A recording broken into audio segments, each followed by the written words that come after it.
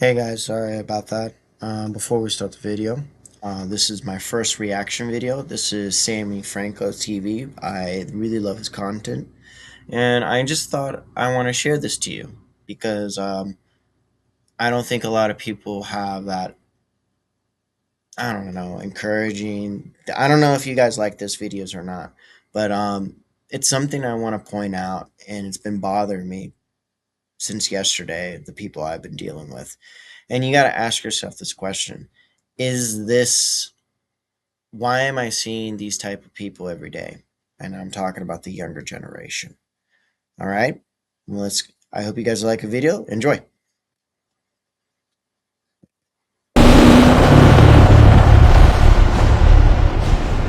There was a time when men were dangerous, resilient, and full of grit.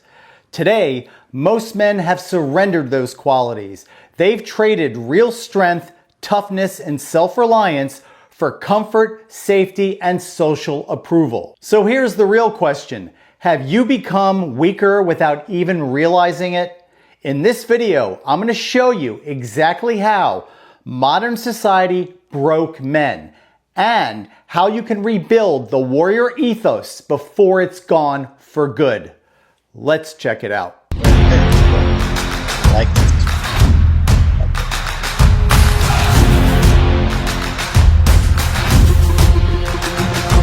There was a time when men didn't have the luxury of comfort.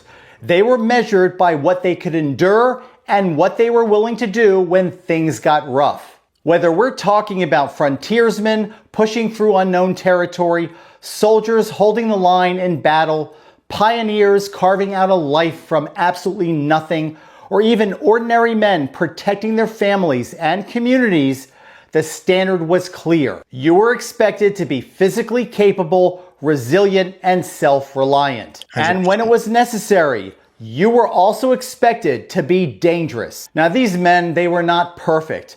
Many of them were rough, flawed, and sometimes even brutal. But hardships forged something in them that modern life rarely does anymore. Character, toughness, and a sense of responsibility that went beyond themselves. These men were both physically and mentally tough because their survival and the survival of the people around them depended on it. Exactly. And let me tell you guys a little story yesterday. I was talking to a younger guy. By the way, if you haven't noticed, I'm in vacation right now. I decided to do this so I can have some little bit of fun time. I can actually do what I want, you know. And I was talking to this younger gentleman, and I shit you not. When I asked him, I'm like, "Oh, you need to get yourself in shape," because he's a skinny fat dude, skinny fat. And he looked at me straight in the eye and said, "Why do I need muscle?" And I was like, okay, roger that. So you want to be a weak, flabby loser. Okay, roger that. But I don't know, man. I just don't get it. Me and this other older dude, very nice guy. I think he has his own business. Me and him have the same mentality. We have the same type A personality. Sorry. And we were talking about the younger generation, and most of the people don't realize, like, I agree. I agree with these older dudes. They are very, very soft people. Super soft that they're not willing to get their bodies right, willing to actually become something more, and actually elevate in life. Being around with positive people, sometimes caring about people. What do they do most of the time? They try to chase after girls. It's just a waste of time. Now, it's okay if you have a good healthy relationship with a woman. There's nothing wrong with that. Hell, there's nothing wrong with that. But at the end of the day, you have to be willing to understand the fact that you are responsible for yourself, no one else. Doesn't matter who you are. If you have to do more, you have to do more. You got to have a healthy relationship with working, you know. working hard, because that's just the way it is. I know you want things, but you can't. You just can't. So what are you going to do? You're going to actually do things that a lot of people don't want to do. You have to be willing to be okay of pain and accepting hardship and accepting that shit. I have to make a stupid video about this because I'm trying to entertain and give people the right product of my contents, because it's very important. It's important because a lot of guys your age don't think about these things. And it's very, very nuts. It's not trying to be more red pill. It's morally saying, like, hey, this is a problem. What are we going to do to fix it? And most of the time it's blaming on you. It's actually it's your responsibility to be that person. And that's one thing I'm starting to see in this day and age. People don't want to be part of this. And it's really, really sad, and it's very, very sad. It's just I don't want to be associated with these people, man. They're everywhere. No matter where you go, they're very everywhere. And they don't have that mentality. And I just damn. It just it's just it just affects you, you know? But let's get into it. And that was the standard for most of human history. So what actually changed? Well, for the first time in human history, generations of men could go through life without ever being seriously tested. They no longer had to hunt for food, defend their homes, build their own shelter, or endure the kind of hardships and adversity that once shaped men. Technology and modern conveniences made life a hell of a lot easier and safer, and that's not necessarily a bad thing. But when life stopped testing men, something insidious stepped in and finished the job. It was a cultural movement led by liberal academics, activists, and 100%. institutions who 100%. conveniently decided that traditional masculine traits were the problem. They took the very qualities that built civilizations: strength, toughness, stoicism, competitiveness, and the very spirit of warriorship, and labeled them toxic masculinity. They just didn't. And I'm sorry to interrupt, but no, it's gonna get worse. And anything you do, for instance, if you see two people going after a girl and she needs help and you want to help her, um, and you do help her, and then all of a sudden, what is it? Sorry about that. I kind of spaced out there.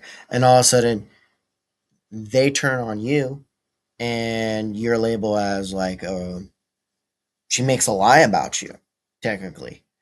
And when it comes to those things, man, I'm just baffled. Why do girls do that? You gotta ask yourself. There's some psychological problems. Girls are willing to turn on you even though you're trying to help her. There was a guy. There's a story. I think it was 2 years, 3 years ago, where a guy stopped by and helped this girl with her flat tire, because she couldn't do it. It was raining and all that stuff. The guy was very, very nice. And then she pressed charges on him, pretending lied about. Um, he was trying to R her, technically violate her. And even though that's not true, the courts still arrest him and they still throw him in jail. That is, I don't know. I don't understand. This is not. I think false accusation should be a crime, and the person who makes false accusation, I can't even say it right. I'm sorry. They should be taken to prison or go to jail. But when that's never gonna happen. Why? Because she's a woman. That's just the way it is. We have to listen to the woman. If it's true or not, that's what it is. You know what I'm saying? Criticize the worst versions of male behavior. They attack the entire concept of masculine strength itself.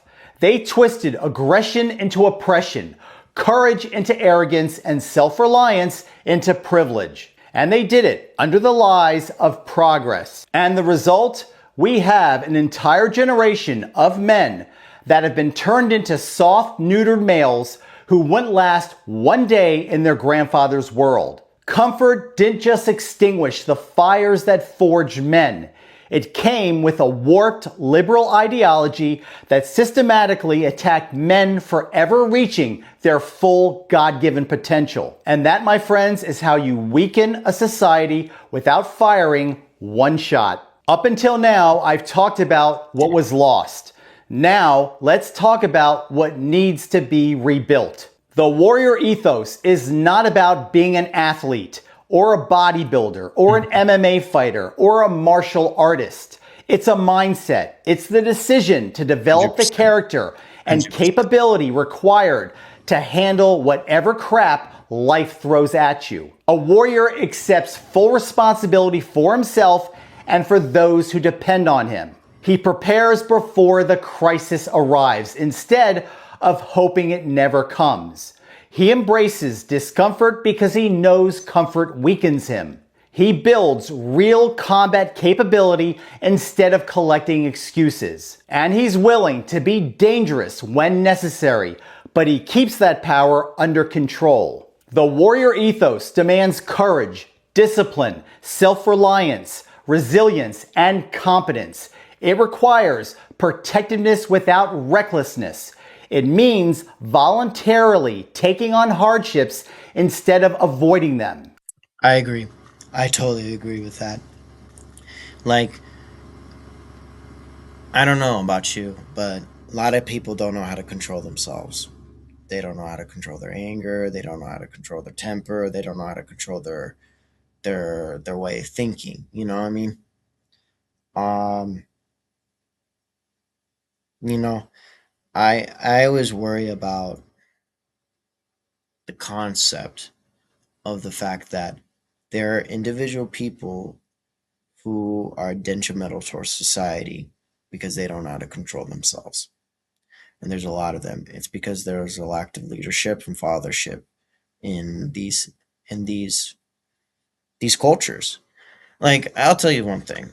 My family, we are Hispanic people. We're from Panama.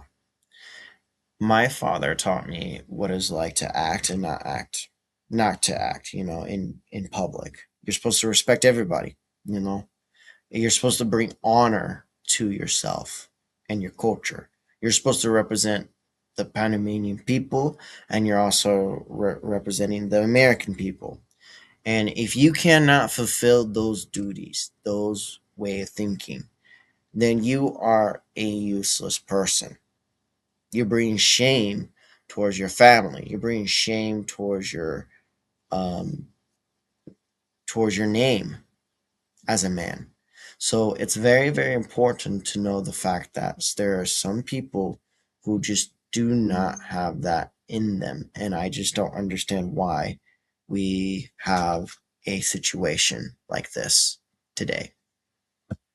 This is the standard men were once measured by, and it's the standard that modern culture has actively worked to erase. Without it, men become soft, dependent, and easy to control. With it, men become capable, dangerous when needed, and reliable when it matters the most. That's the warrior ethos, and it's the same standard I wrote about in War Machine Chronicles, because the warrior ethos isn't theory, it's a way of living. A lot of men already know something is missing. They want to be tested. They want discipline and real capability. So what do? They go looking for it. And that's where they get played. For decades, martial arts schools have been selling men a lie. They tell them that belts, ranks, medals, titles, and certificates will turn them into warriors. Newsflash, it won't. A belt does not make you dangerous.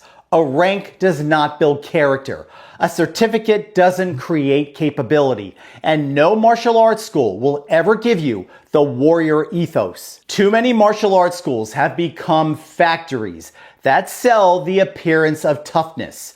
They exploit men who are actually searching for the warrior ethos.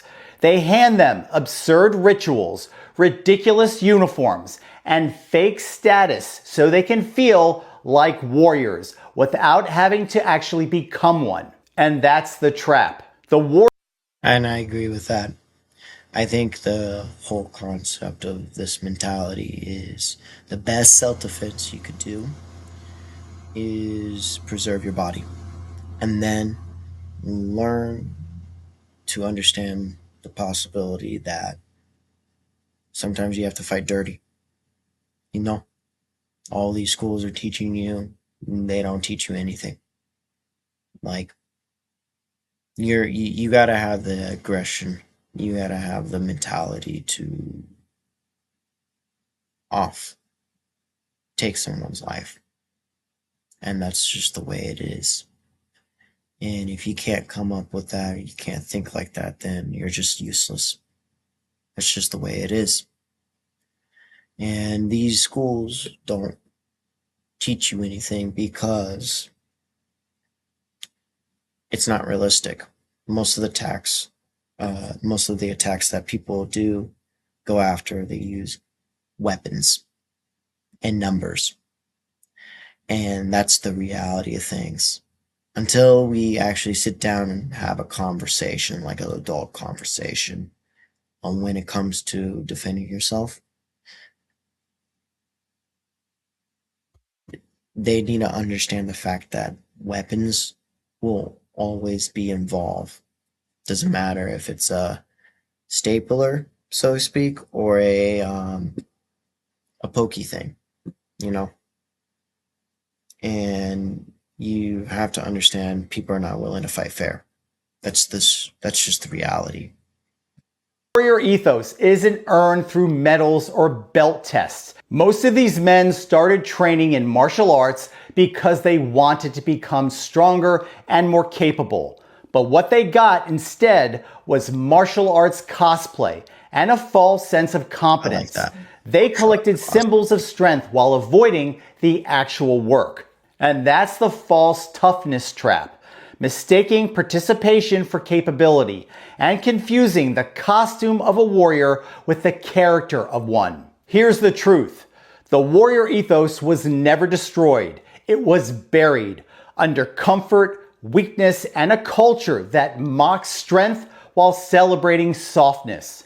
The same men I spoke about earlier, the frontiersmen, the gladiators, the soldiers, and the pioneers, they didn't have some special gift. They simply refused to live small, soft, and dependent. And that standard still exists. Most men have just been conditioned to ignore it. Rebuilding it doesn't start with a belt or a martial arts school. And I'm gonna stop it right there. And I'll leave the link down below. But the takeaway of this video, and I want to share this to you guys, is because the fact that you do have something big. We all have this opportunity right now. It's our devices, and not just that, our way of getting information. And we have to be willing to be part of this thing. A lot of people today, including the younger people, they go against the artificial intelligence. And why I boast about this is because this is a good opportunity for you to get out of the rat race, technically. And that's when you put your money and your time to yourself. It's very, very important. I actually agree with this way of thinking. We're in a situation. Do you understand? We are in a industrial revolution where you don't have to work anymore. You could do things for yourself, and you could do whatever you want because we have a device in our hand. It's in our pocket everywhere. You know, we could do and create things. We can make things happen. But it has to be willing to be becoming bigger than you are now. And you have to be willing to learn things like I have. I'm always going to learn new things. But I'm not going to sit here and let this pass by and not have this opportunity handed to me. I want to be part of something bigger and better, and willing to point out things that I disagree with. I'm not trying to be something. I'm not trying to be a movement. I'm not trying to be this man that knows everything. I think it's time for us to sit down and actually talk like adults. I think it's time for us to be united, be more willing to be part of something, and willing to go beyond than what you believe is normal. And if you can do that, if you put yourself in that situation, you'd be surprised what you could do. And that's what I want to end with that today. Thank you so much for tuning in. This is my first reaction video. I'm going to do more. Again, it's just an experiment. And leave down, I just want to say thank you for your time and patience with me. If you like the video, please hit the subscribe button, like the thumbnail right here in the screen in front of us. And leave any comments down below. And I'll see you on the flip side. Be safe out there, boys. Bye.